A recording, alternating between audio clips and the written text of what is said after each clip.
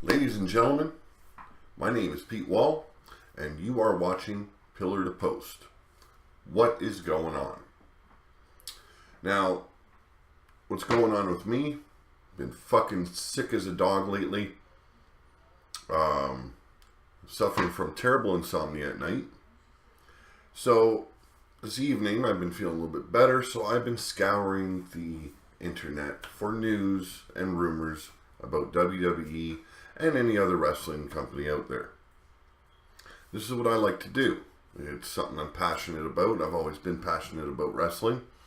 I've also been struggling with my book I'm coming out with. It's book 2 in my Circle of Steel Chronicles series, so that's still on the works. And all in all, not doing too fucking bad other than being sick and suffering from insomnia. So, tonight, we've got, I'm terrible with days, and I'm going to talk about that too. But it is March 16th, 2017. Yes, I have to look at the date. There is a reason for that, and I want to use this as a segue into it.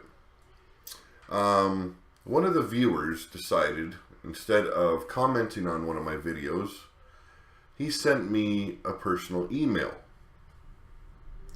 And I had to read this today, and I seen a similar comment on another podcaster's videos, and it upset me then, and this kind of upset me even more.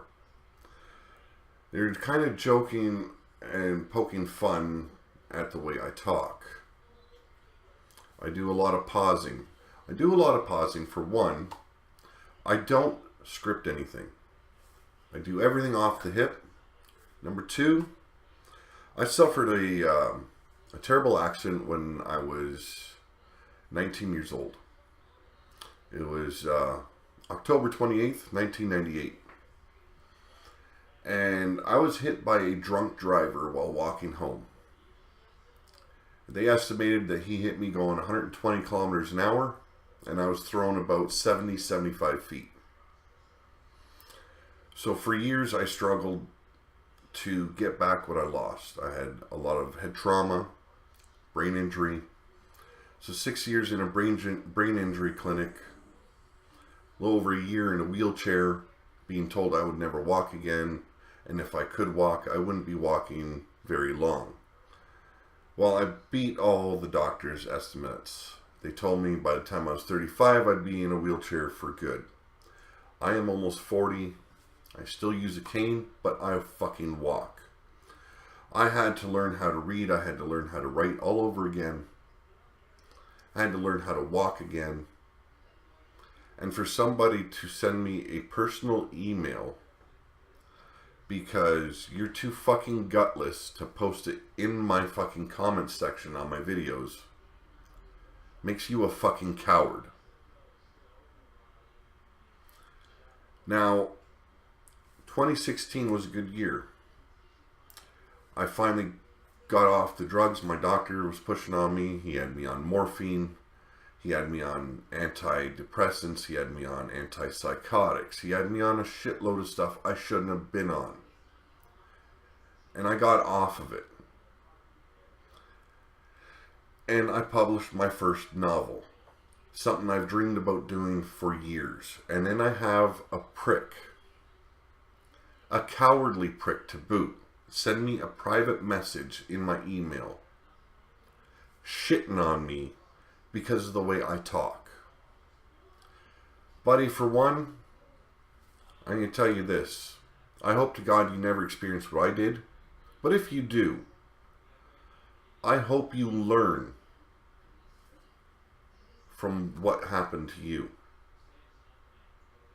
If it does happen ever to someone, and you ever poke fun at another person that has suffered such a tragedy, I hope you learn never to open your mouth again to someone that has impairments. I struggle day to day. I have to look at a calendar every day to remember what day it is. I have moments where I wake up in the middle of the night. I don't know where the fuck I am. I have moments when I look at my wife and I can't even remember who she is. And you want to shit on me? And you want to shit on someone else that has similar impairments? Go fuck yourself. I am not in a good mood. I'm not going to deal with that kind of shit. And if someone ever uses the email I supply on my podcast to shit on me again, it'll be the last time I freaking even respond to something like that. This is my only warning. I work hard to improve myself. You can go back to the very first video I did, and I want to give Russell Jorgensen, who does the 414 show, a tip of the hat. Because someone made a comment on one of his videos as well, joking about how he pauses and how he makes mistakes. Well, I'm going to tip my hat at the man because he gave me some advice. I accidentally posted something. I phrased it wrong, and it's part of the problem I have. Sometimes when I want to write something, it comes out wrong. It might sound good in my head, but it comes out wrong on paper or on the internet. And he told me if I thought I could do better, then do it. Now, I never thought I could do better than what he does. I don't think I'm even on par with him. But I'm doing it. And I'm improving. So, look at your own problems before you want to shit on someone else. Because you're never going to know who you're actually talking to. I have come a long way since 1998. I have busted my ass off for every fucking little piece I have. October 28th, I published my first novel. And I chose that day to publish because of the accident I was in on that day. I live with pain every single fucking day. Some days it's to the point where I can't even think about anything else. And sitting here now, I'm in pain. I can hide it as well as I can. And there's times where even when I'm doing the videos, I have to squeeze my own legs to give myself pain somewhere else, just so that way I can focus on what I'm doing and finish what I'm doing. So, if you feel better about yourself for shitting on someone with impairments, good on you. I hope it made you feel really good. Me, in my opinion, you go fuck yourself. I'm not dealing with it no more. So, enough of that. This is Pillar to Post, like I said. We are in my family laundry room because that is the best place for me to do this. It gets me away from my family. They can watch TV or talk or whatever they want when I'm doing my videos. And it affords me a little alone time. Now, like I said, my name's Pete Wall. You can find me on Facebook at Pete G. Wall. You can find me on Twitter at Mordecai Fallon. And if you want and you are interested in my fantasy fiction series, Dragon's Kin, Book 1 is available. And all you have to do is go to Amazon and in the search bar, go to the book section and type in Dragon's Kin by Pete Wall. You can find it on CreateSpace. Or, if you would like me to autograph and send you the book, you can buy it from me directly. And to do that, you can order on Facebook, or you can send me a private message by email on excuse me, at steeldragon1234@hotmail.com. This is a proud thing. Like, I've got so much pride in myself for actually accomplishing something I've wanted to do since I was a kid. Dragon's Kin was that thing. Was the novel that it took me about 10 years not to write, but to write, edit, and finally work up the nerve to put myself out there for people to judge. So, like I said, if you're interested in fantasy fiction, check out Dragon's Kin by Pete Wall. Also, if you would like to order some t-shirts, there are some videos in my, or there's a playlist on my channel titled Circle of Steel. And that is all about merchandise you can order. And it's mainly based on the Circle of Steel Chronicles series. There is many designs out now. I think there's about 10 designs available. You can find them on Facebook. If you friend request me, I'll invite you to my page. I'll invite you to the group as well as my author page. So make sure you do that. Secondly, do me a favor, subscribe and hit that like button. Leave a comment, whatever you want, and help this channel grow. That's what I'm trying to do. This channel isn't just about wrestling for me. This channel is about bettering myself the way I speak. I do curse a lot, which I'm trying to tone down, and I think I have in many ways on the show. And it's to help me be able to talk to people in a different way, so that way when I promote my book or promote my t-shirts or even promote my show, I can do that in a more professional manner. Albeit, cursing aside, I think I have been improving. So, how about we get on with a little bit of news? Actually, I found a lot of news on, especially about WWE. So, I don't know how long this video is going to run. I know I went off a little bit at the beginning. I didn't even go off too hard. I'm trying to control that side of me. I don't think I should have to just rip into someone and make them feel like shit just because they made me feel like shit. So, how about we break into the news, and we're going to start off with a little bit of Jack Swagger. This is old news. This happened on March 13th already, and a lot of you know it already, but WWE finally released Jack Swagger. It took a couple of weeks, but WWE and Jack Swagger have come to terms on his exit from the company.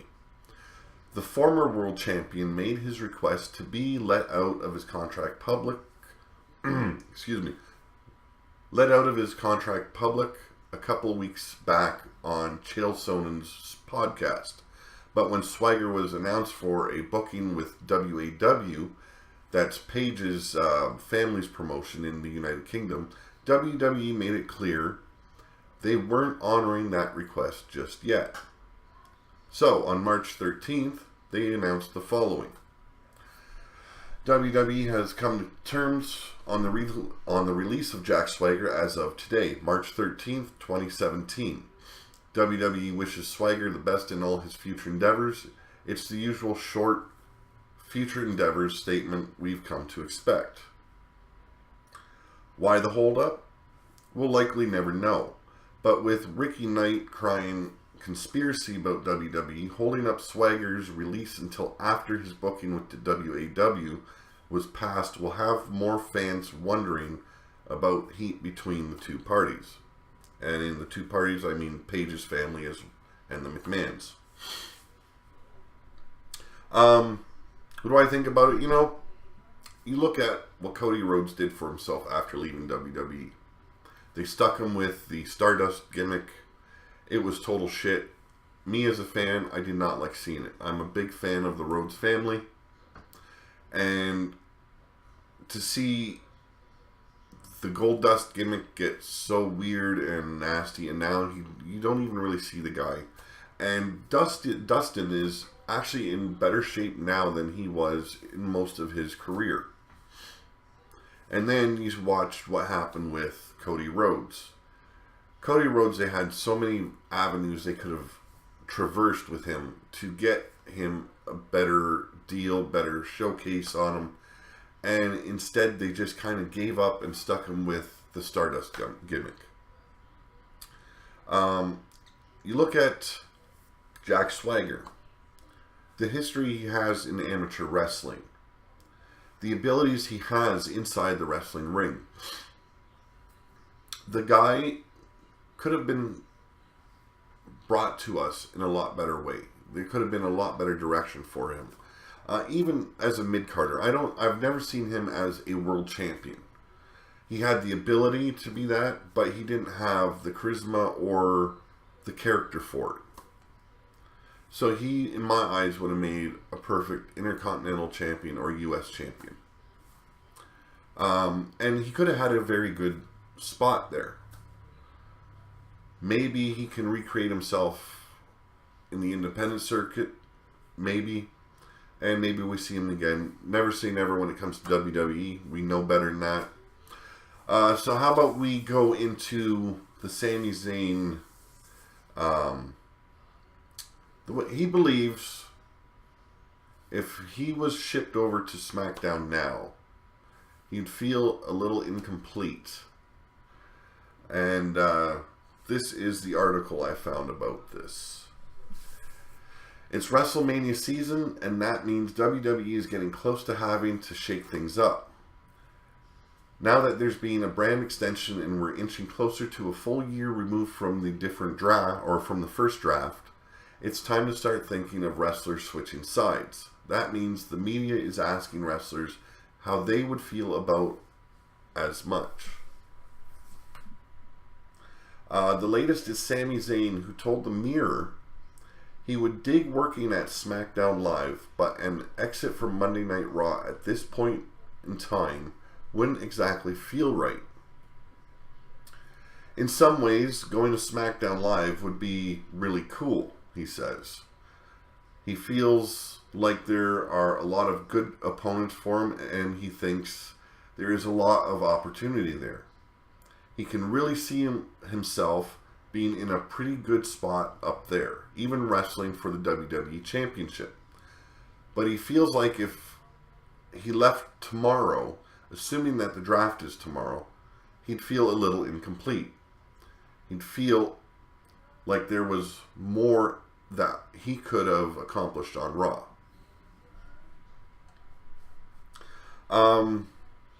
This isn't the whole thing, but I'm going to make my point right there. I understand he believes he could accomplish much more on Raw, but look where he's stuck right now. They have made him the whooping post for all the big guys. He got decimated by Strowman. He got decimated by Kevin Owens. He's been decimated by Samoa Joe. He is their punching boy. He's like the water boy on football that all the the whole team likes to pick on. He's that type of guy right now. He's not getting any opportunities, and I think if I were him, I'd be more inclined to move to SmackDown, let them retool him, and show him in a different light that the fans know he should be in. Make Vince McMahon jealous that he fucked up and let that talent go from Raw. In my eyes, in my opinion. He continues, I like to leave each place better than I left it, so I'd like to do more on Raw and make Raw a better place and accomplish more on Raw before I can start thinking of going to SmackDown. That's just the way that the chips fall, and if I end up on SmackDown, I'd be happy to be there, but I'd still feel like I had more to accomplish on Raw. Zayn has played an important role during his time on Raw, a strong mid-card babyface act who has helped get multiple heels over, such as Kevin Owens, Braun Strowman, Samoa Joe, all the names I just listed off. That's success in its own right, but he has yet to have a big moment that is all his own. The opportunity to have as much is as greater on SmackDown, but that would be something close to admitting defeat, that he couldn't make it happen on Raw. It's not a sprint, though, and he's got plenty of time to make it happen for himself, assuming he can clear the hurdle that is the minds within the WWE offices in Stamford. We all know Vince McMahon. He's always had this projection of little guys. And he's come a long way from the past. He's starting to like a lot of the little guys. But they have to be exceptional. They have to be above the norm in his eyes. I don't know if he believes that it's a big man trapped in a little man's body, or what the fuck his issue is, or it's just him being senile. He's got a hard-on for AJ Styles. He's got a hard-on for Nakamura coming to Raw. But any other little guy, he really has no interest in. Like, look at Seth Rollins. Sure, he's been injured a lot as of late, but they built him up. And it's like they started to tear him down. As soon as he had that one fall, that one injury, it was like, we're done with you. So, if I were Zayn, I would want to be on SmackDown, because that's where he's going to make the most impact. He's not going to make an impact on Raw. Not in the near future. Some Lana news. As we all know, Rusev is out on injury. He just had surgery. And Lana wants us to know she does what she wants. So, here's the article about this. And to me, it's a good thing. Now that we know Rusev has undergone surgery for an injured shoulder and he'll be out for a couple of months, it's only natural to wonder what that means for Lana. Rumors indicate she'll be spending some time wrestling in NXT while he's on the shelf. Good. She wants to make clear that if she does, it won't be because of his schedule, but rather because she wants to do it. Lana only does what she wants. It's my choice to train, to wrestle, to kick heads off on my days off, when the time is right. Hashtag Lana Crush. And that was from her Twitter. I see it as a good thing. Lana taking time off of television just because Rusev is injured. One, it's money out of their pocket. They're not earning it. And two, we know that she's wanted to wrestle. She's wanted to step into that ring. Step up her training while Rusev is out. And maybe we start seeing her more in active roles on Raw other than just eye candy. Eye candy was a thing of the past. She's not really a manager. She's eye candy. We want to see more. I'd like to see her in a, tight-fitting outfit getting into that ring. Why not? She's hot. Mick Foley hasn't been fired yet, but WWE is getting us ready for it. And we know that. Look at this last Monday. It is getting very close. So this week's episode of Monday Night Raw featured Commissioner Stephanie McMahon demanding Mick Foley fire someone from the show. He attempted to fire her, which of course didn't work because he doesn't have that kind of power. Instead, he was subjected to some verbal bullying by Triple H, or from Triple H. When he finally had enough, he applied the mandible claw to the game and introduced us back to Mr. Sacco, before taking a low blow from Stephanie, who ordered her husband to finish Foley off once and for all. Before any further damage could be done, however, Seth Rollins showed up and the focus shifted. Foley wasn't seen again, so his story hasn't quite wrapped up. That may be coming this coming Monday night in Brooklyn, as teased by WWE.com in its official preview for next week's episode of Raw. This Attitude Era-esque moment brought the WWE Universe in Detroit's Joe Louis Arena to its feet before Stephanie saved her husband with a low blow to Foley. But longtime fans of Hardcore Legend, or of the Hardcore Legend, will far will be far less enthused about what happens next. Triple H and Stephanie don't exactly forgive and forget, so one wonders if Foley's days as Raw GM are now numbered. So he hasn't been fired just yet, but it's almost surely coming. And we all know it. We're all ready for it. Rumors are that Kurt Angle might be taking over his position. Could be a good thing. We'll see. And we all know that segment, it was the end of the show. That segment just rocked everything. And yes, that is a fucking train going through my backyard.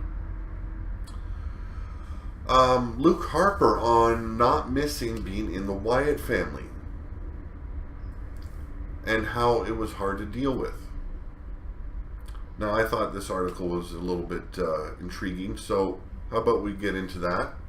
And I've got a lot of news, so I'm going to try and go through it, give my my perspective on it, and not try and take up too much of your time. So the Wyatt family were a force within WWE for a time, then weren't. Then had flashes of brilliance mixed with unrelenting mediocrity that may or may not have been due to poor writing. All along, the potential for greatness was there, with all of its members, but the nature of the group dictated everyone took a backseat to Bray Wyatt, clearly the chosen one of the crew. Luke Harper, for his part, told the Gorilla Position podcast he doesn't miss being in the family because of his role as an enhancement for the true star. And these are his words. No, don't miss it at all. I just did an interview recently where I talked about how frustrating it was to be in the family and to be almost a backup dancer for a strong amount of the time. I mean, me and Eric Rowan broke out, and I broke out and was an Intercontinental Champion, but always in a shadow. For a performer like me, that's hard to take and hard to deal with. And I thought that the coming out party of the last 6 weeks was very eye-opening and showed me what was out there. Excuse me. He would go on to say, however, that he's supremely disappointed in how his storyline breaking away from the Wyatt family has played out during the coming out party. Namely, the fact that he didn't make it to the main event of WrestleMania. Sadly, he hasn't even been on television since losing a #1 contender match to AJ Styles. Harper is entirely too talented to be sitting on the sidelines. Fuck, I agree, man. The guy's got fucking talent. He moves in ways most big guys don't. He'll likely make his way to WrestleMania 33 as part of the Andre the Giant Memorial Battle Royal, but that's a big drop-off from the headlining match or a participant in what's being promoted as the headliner. Here's to hoping bigger and better things after this year's showcase of Immortals, and I have to agree with that. That guy deserves so much more than sitting on the back burner, or the Andre the Giant Memorial Battle Royal. We've seen how much that's helped everyone. I want to see Eric Rowan and Luke Harper step out of the shadows this year. You know, either as a tag team or as individuals. They both deserve it. You know, WWE wouldn't have hired these guys if they didn't have the kind of talent that we all know they have.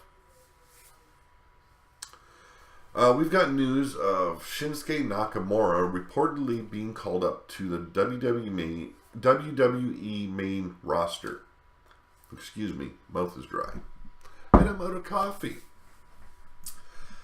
So, just yesterday, Triple H tweeted out promotional material announcing NXT would be heading across the pond for a tour of the UK in June. And if you seen the tweets and you've seen the promo posters and all that, you'll notice a certain top star is missing. That would be Shinsuke Nakamura. The natural assumption then is Shinsuke Nakamura isn't featured because he won't be there thanks to a call-up to the WWE main roster. Sure enough, the latest edition of the Wrestler Observer newsletter is reporting Nakamura will be debuting on the main roster very shortly. No specific date is given, but the speculation is he'll lose to Bobby Roode at NXT TakeOver Orlando before showing up on Monday Night Raw the day after WrestleMania 33. That leads the assumption that he'll be part of the Red brand instead of the SmackDown Live brand. But we won't know until it happens. Thankfully, though, we won't have to wait for long because we've got just a couple of weeks left before WrestleMania is here. So, we've got NXT TakeOver Orlando, we've got WrestleMania, and then on the following Monday night, we possibly could be seeing Nakamura debut on the main roster. It should make Raw a little more interesting. It really could. We've all been bitching about the way Raw is. I fear, though, that they will use this man in a bad way. I don't know. I could see next year. You know, we all heard the speculations. Vince wanted to make WrestleMania bigger than Wrestle Kingdom. That was this last year. The only way he can do that is with performers like Nakamura, AJ Styles, Samoa Joe, and the like. You know, those guys that I'm talking about right now. You want to do better than Wrestle Kingdom? You need to have Nakamura versus AJ Styles next WrestleMania. You know, hands down, that would topple everything. Take the handcuffs off these motherfuckers and let them go. And guaranteed, they will steal the entire fucking show. Josh Matthews running his mouth again on Twitter about Mauro Ranallo and his absence on SmackDown. Now, what I thought was funny about this whole thing, he's criticizing Mauro Ranallo for not being there, but no one has ever brought up Otunga not being there. And to me, that's a godsend. Taz also commented on it. So, here's the story so far. For those of you that watched the most recent edition of SmackDown Live, you probably noticed that something was a bit different about the announce table. David Otunga was away filming a movie, and Mauro Ranallo was grounded due to winter storm weather. This left Tom Phillips and JBL to take over the booth for the night. Josh Matthews indirectly responded to Mauro's absence by tweeting the following. With @official Taz in the car, I once drove us 2 days to Indianapolis to make a taped SmackDown show from New York City. #JustSaying. Taz also responded via his daily podcast on CBS and said that if someone missed a show back in the day, you got some serious heat in the locker room, and commentators only being there once a week and getting paid a lot meant you had to be there every time.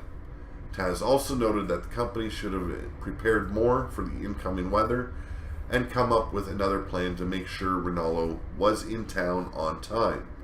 Taz made it also clear that it was not a personal attack on the commentator, though, and put him over for his broadcast talent. Hats off to Taz, but Josh Matthews is nothing more than a little bitch. This guy's been stirring up shit on Twitter, I don't know for how long now, and it's all bullshit that comes out of his mouth to begin with. He's got to realize no one really gives a shit what he has to say. We're just reporting it because it's news for our podcasts. Bobby Fish to sign with WWE. Big question mark here. Is this going to happen? Well, what little news there is, this is what the news I'm going to give you. There's current talk regarding Ring of Honor star Bobby Fish's contract status and where he will end up after his current deal expiring on March 31st. While there doesn't appear to be any offers made through a third party at this time due to tampering, it is expected that WWE will approach him with a deal following the expiration of his contract, and that he will most likely accept. Excuse me. I am still struggling with a bit of a cold, like I said. Been sick. So, It isn't helping my podcast any. I don't have much to say. I don't really know who Bobby Fish is. I found the news. I had to look at it. So what I figured I was going to do is later on tonight go on YouTube, find some videos of him, and learn. Because if you want to report news, you have to know the people you're reporting about. So I'm going to do a little bit of learning. Batista to star in a new movie, Escape Plan 2. We all know Sylvester Stallone, Arnold Schwarzenegger filmed the first movie. So Batista, I guess, will be doing number 2. With Guardians of the Galaxy Volume 2, don't even think for a moment that Batista is done in the world of Hollywood. He will be appearing in the upcoming sequel to Sylvester Stallone, Arnold Schwarzenegger's action film, Escape Plan, alongside Jamie King and 50 Cent. The film will likely be released sometime in 2018. My hat's off to this guy. You know, Guardians of the Galaxy really helped him break out in Hollywood. I've seen one of his older movies. I think it was Wrong Side of the Road or something like that. And he was co-starring with Rob Van Dam. Terrible, terrible movie. And I believe it was one of his first movies. Terrible movie. I don't know if it was the script that was shit or the acting, but it was just terrible. Guardians of the Galaxy, he did fucking awesome. He was phenomenal in it. And I'm hoping he brings that same spark to Escape Plan 2. Jerry Lawler on his doubts if he'll ever wrestle for WWE again. And yes, this isn't really that much news. I don't want to see this motherfucker in the ring anymore. He's too fucking old. He's had too many health issues. He needs to retire and just leave it alone. The guy's got money. I don't see why he needs to be in the ring. But this is the article, so this is what I'm giving you. On the second episode of Jerry Lawler's new podcast entitled Dinner with the King, Lawler discussed several notable items, including chipping Michael Cole's teeth when showing him a dropkick for the WrestleMania match.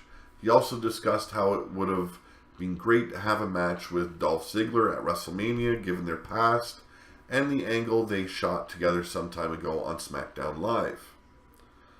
A major thing that Lawler did note, though, is that the WWE is not likely to ever clear him to wrestle for the company again, due to his recent health issues.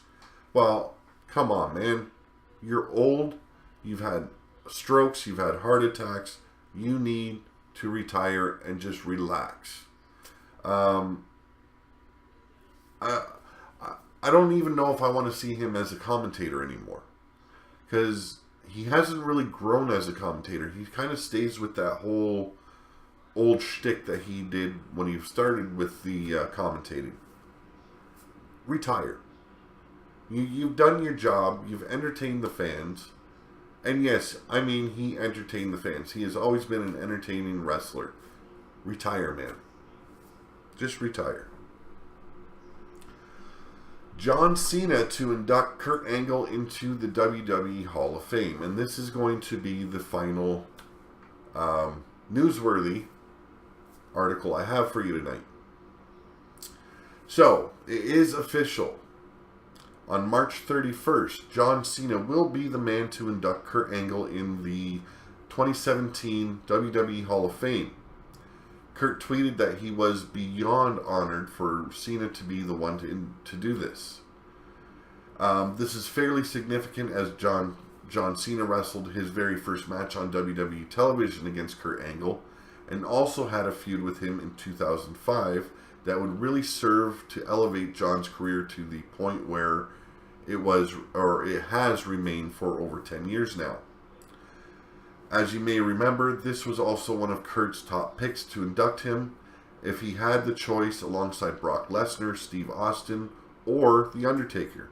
So, Kurt Angle is being inducted by someone he actually wanted to be inducted by. I